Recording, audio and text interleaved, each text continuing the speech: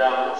que en este proceso penal moderno la regla es la libertad, la excepción es la afectación a la medida de coerción personal o la imposición de esta. Por lo tanto, es necesario que en este módulo tratemos los principios que tienen relación con esto. Empezaremos entonces con el principio de legalidad, a través del cual diremos que no se puede afectar la libertad personal si es que no hay norma expresa que lo autorice. Esto quiere decir que tenemos que observar en el Código Procesal Penal cuáles son estas medidas, para de esa manera poder escoger la que pueda garantizarnos a nosotros la concurrencia del imputado al proceso y o también que no se perturben los actos de investigación que se tienen que realizar. En el Código Procesal Penal tenemos la detención preliminar, que va a consistir cuando haya razones plausibles de la comisión de un delito y la vinculación del investigado al caso, o si quisiéramos decirlo de otra manera, cuando haya bases incriminatorias de la comisión del delito y la relación de la persona que debemos comprender la investigación y necesitamos practicar algunos actos de investigación que requieran la presencia física del investigado. La detención preliminar, entonces, es fuera de flagrancia. Es un pedido que se va a hacer de manera escrita directamente al juez y entonces debe cumplirse con estos requisitos y el delito debe tener cierta entidad. También es posible, por el principio de legalidad, que si continúa la necesidad en diligencias preliminares de mantener arraigado al investigado con una medida tan grave, podamos pedir lo que se denomina la convalidación de la detención preliminar hasta 7 días. Tenemos que tener claro que nunca lo vamos a hacer por actos de investigación que se podrían practicar en libertad, como podría ser, por ejemplo, alguna pericia, que se recabe una muestra por parte del investigado, que se elabore esta, sería innecesario porque esto se puede llevar en libertad. Estaríamos hablando seguramente de un reconocimiento o de cualquier otro acto de investigación que exija la presencia física de la persona investigada. Entonces, tenemos también la propia prisión preventiva con los 3 requisitos para dictarla, y dentro del principio de legalidad estos requisitos tienen que darse en conjunto. Hoy tenemos el primer requisito previsto en el artículo 268 del Código Procesal Penal, o sea, que hayan fundados y graves elementos de convicción de la comisión de un delito y la vinculación del imputado. Se requiere ya que haya formalización de la investigación preparatoria para él. En segundo lugar, el pronóstico de pena privativa de libertad sea mayor a 4 años, y en tercer lugar, que haya peligro procesal en cualquiera de las 2 modalidades, en la de sustracción del imputado o actos de perturbación de la investigación. Como dije, es necesario que en conjunto se den los 3 requisitos para que se pueda dictar esta medida, y esto que se va a discutir a través de una audiencia, se entiende que el juez en esta audiencia no puede hacer exclusión de prueba ilícita, si es lo que se invoca por la defensa del imputado, pero el juez sí debe estar atento a que si se trata de algún elemento material que se quiere utilizar como sustento y que se haya obtenido a través de una incautación, entonces que se haya producido la confirmación de la incautación.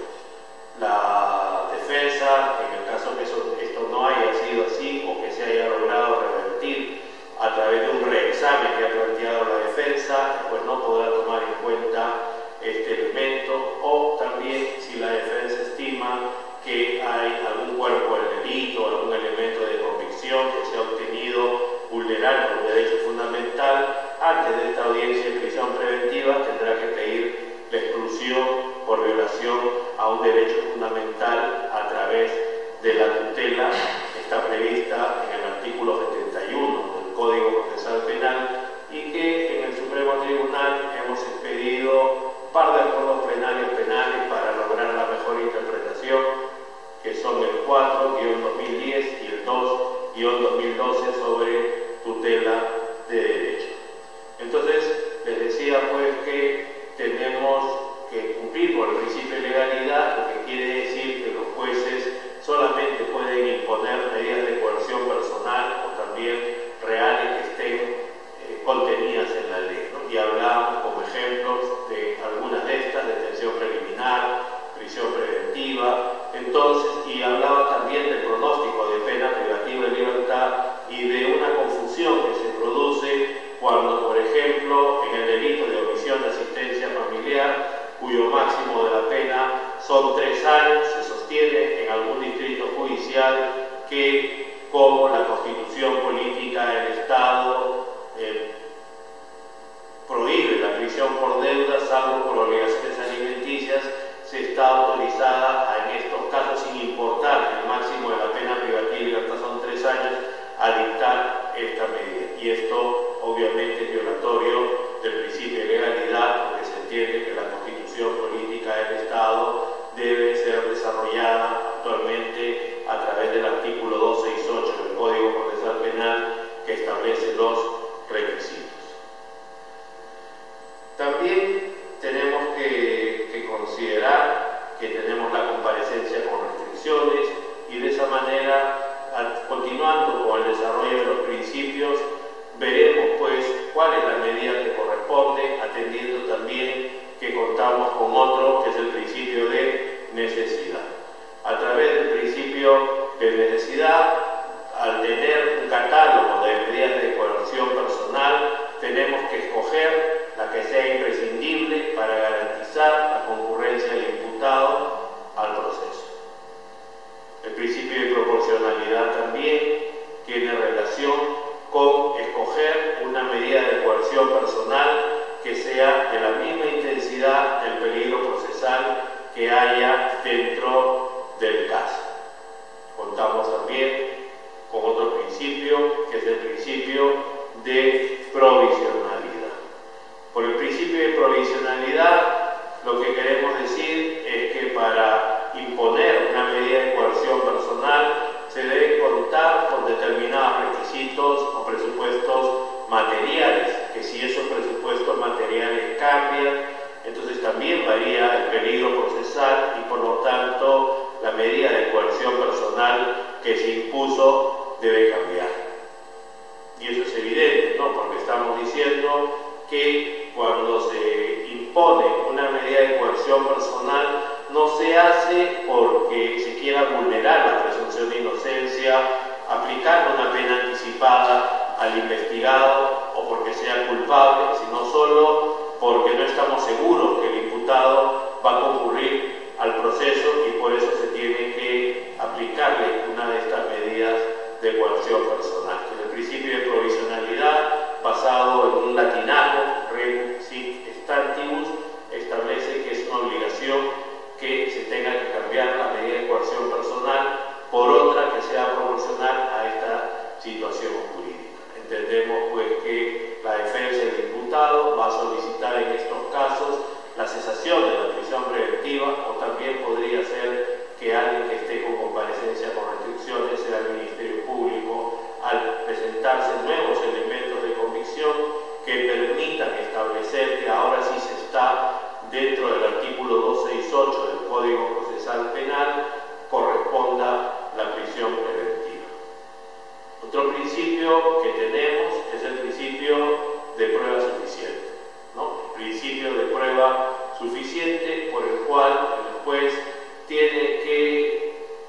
escuchando la argumentación que haga el señor fiscal provincial y luego la réplica del abogado defensor, establecer si efectivamente se cuenta con el material necesario para poder establecer que el hecho se ha cometido, que la persona imputada está vinculada y que realmente hay un peligro procesal dentro del caso, ¿no? Y para eso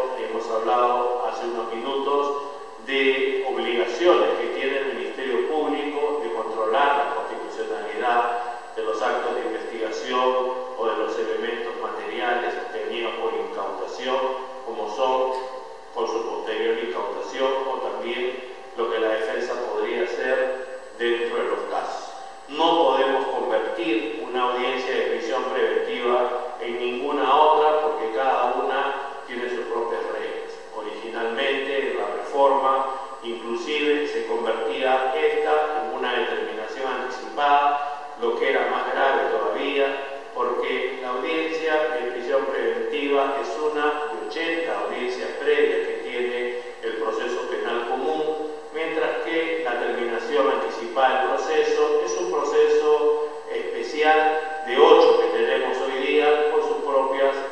normas, que es independiente al proceso común y en todo caso, si se requiere, supletoriamente se aplicarían las normas del Código Procesal Penal común. Entonces esto tiene que ver con el tema de que hay que estar seguro de la medida de coacción personal que se va a dictar. Y después el principio de judicialidad por el cual solo el juez puede afectar la libertad personal después de que se haya producido una solicitud del Ministerio Público, puede cambiar esta medida de coacción personal también a petición de la defensa, pero el juez de oficio nunca puede imponer una. Hay una excepción en el Código Procesal Penal a través de la que es la Fiscalía que se encarga de la investigación de conducir o de disponer la conducción de grado de fuerza por parte de las personas que están comprometidas en investigaciones que son citadas y que no concurren. Estos son los principios entonces de medidas de coacción personal que tenemos nosotros para la aplicación tanto de las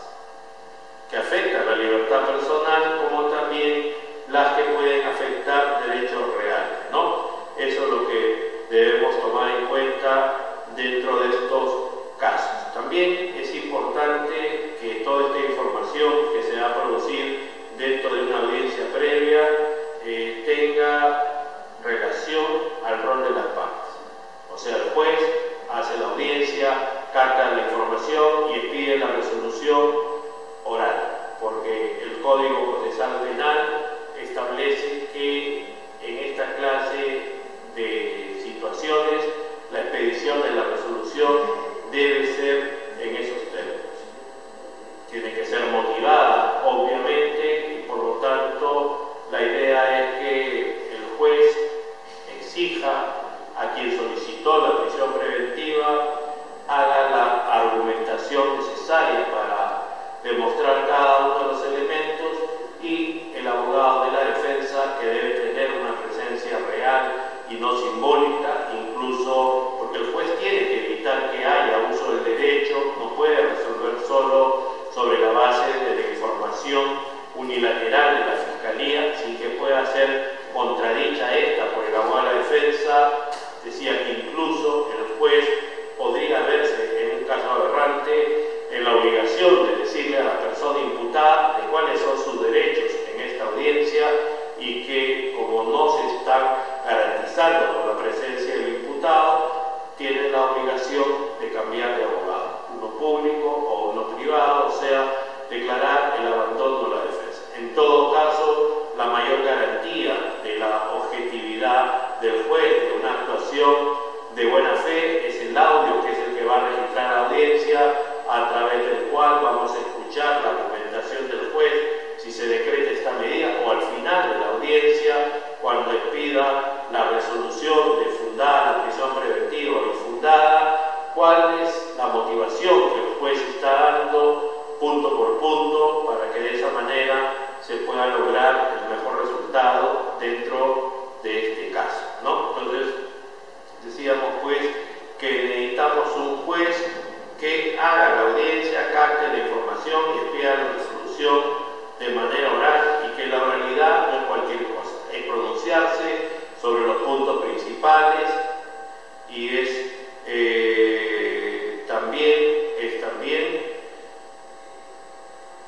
teniendo en cuenta que esta no tiene por qué ser arbitraria.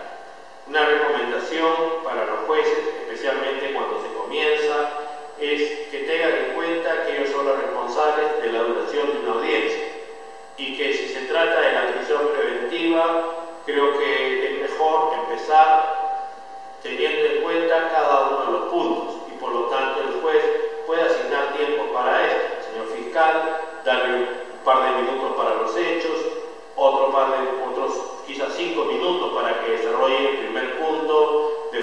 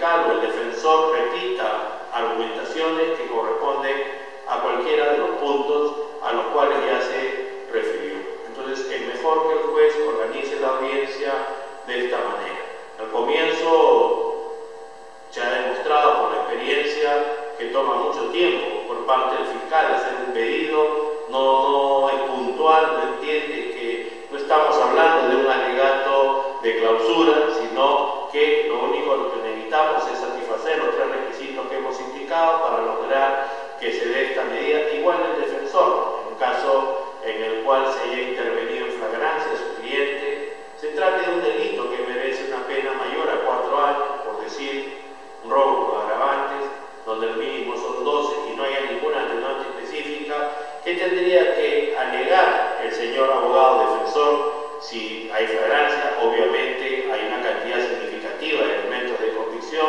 que permite cumplir con el primer requisito. Si no hay ninguna atenuante específica y el mínimo son 12, ahora tenemos la reforma de la ley 30.076 del 19 de agosto de 2013, donde se crea el artículo 46, inciso 1 y 2, circunstancias generales, atenuantes y agravantes para la determinación judicial de la pena. Luego tenemos causales de disminución de la punibilidad o agravación de la punibilidad, o sea que forman parte del delito,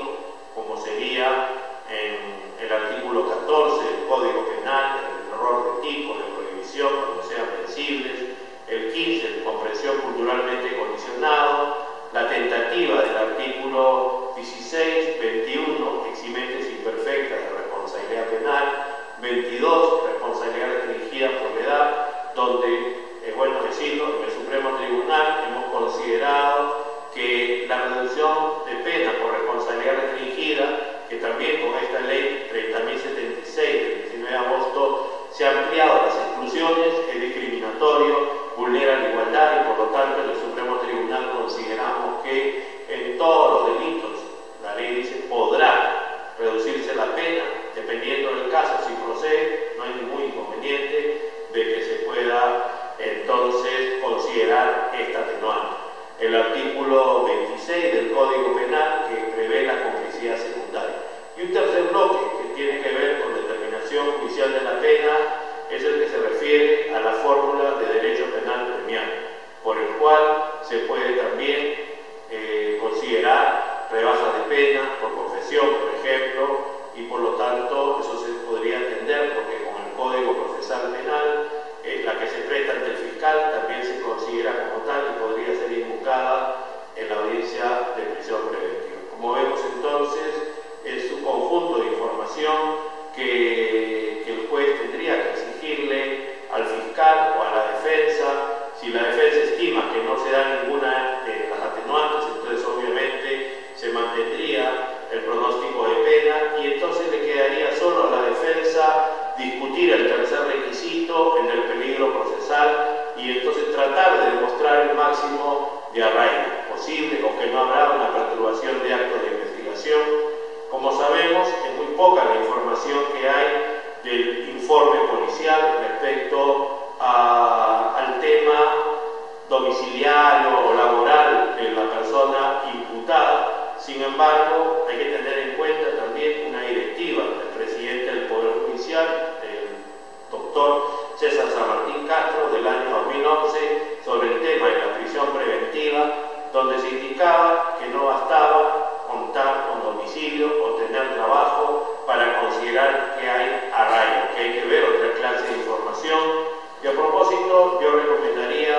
a fiscales y a defensores ver la página web de un instituto chileno que es el Centro de Estudios de Justicia de las Américas, el CEFA. El CEFA se ha encargado de trabajar la reforma procesal penal intensamente durante 10 años, hasta el año 2010, después ha hecho algunos cursos y entonces, o mejor dicho, lo que ha hecho algunos cursos sueltos, pero ha formado capacitadores para el sistema acusatorio y también ha difundido mucho lo que se llama audiencias previas que se utiliza en los Estados Unidos de Norteamérica. Las audiencias previas tienen que ver con una encuesta sociológica que es voluntaria, que las personas imputadas la absuelvan más o menos con unas 100 preguntas que tienen información como la siguiente: dónde estudió el imputado, primaria, secundaria, si tuvo estudios superiores, dónde nació, dónde vivió, a qué parroquia pertenece, a qué asociaciones, si tiene hijos, dónde estudian los hijos, el esposo, o sea, una serie de información que nos permite establecer cuál es el modo de vida del imputado y no porque se inicie un proceso penal ahora tendría que sustraerse y mudarse. Además que normalmente la mayoría de imputados son personas que tienen muchas carencias, especialmente económicas, y no cuentan con condiciones para poder trasladarse de un lugar a otro. Entonces, la cuestión sería que si yo soy fiscal, vea si es que es necesario o recomienda a la policía que se averigüen datos, porque la idea es que tampoco voy a requerir la medida de coerción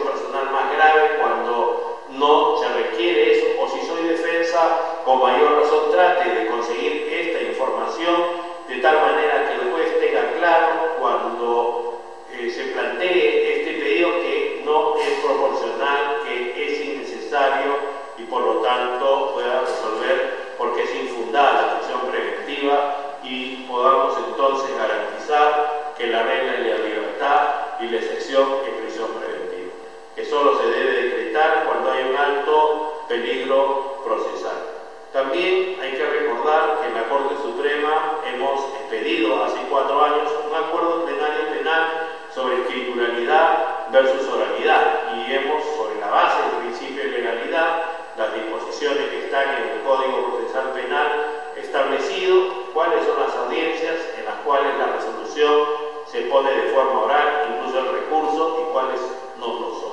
Tenemos 4 que obligatoriamente tienen que poner en forma oral la resolución,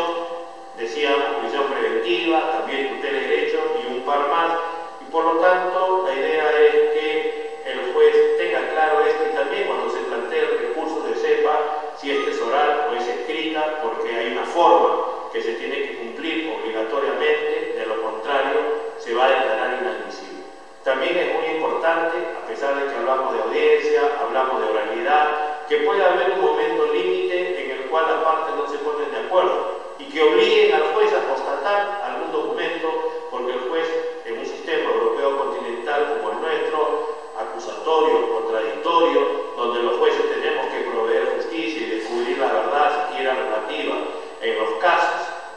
estamos obligados a contar con la mayor cantidad de información. Que las partes nos la tienen que proveer, pero también tenemos que corroborar, incluso es posible,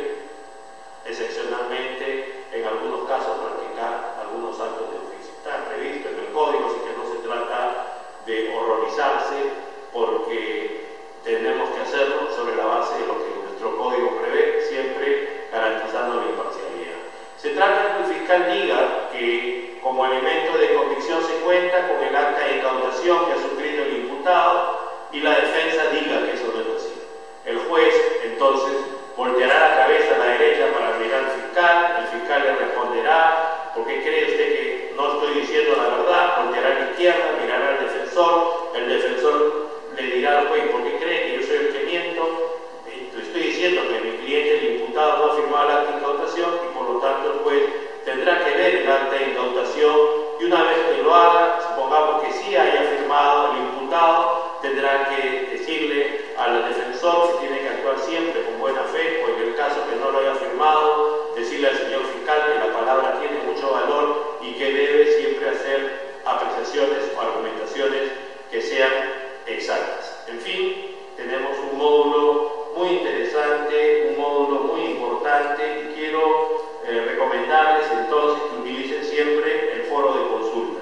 para comunicarnos permanentemente, para que puedan revisar los temas, puedan compartir algunas experiencias que tengamos todos, puedan hacer las consultas que ustedes necesiten, y bueno, lo importante es entonces que en estas sesiones virtuales del módulo vamos a guiar su aprendizaje, vamos a orientar el desarrollo de las actividades y atender cualquier pregunta o inquietud que tengan. Es muy importante que pongan mucho esfuerzo cuando tengan que resolver un requerimiento de medida de coerción personal,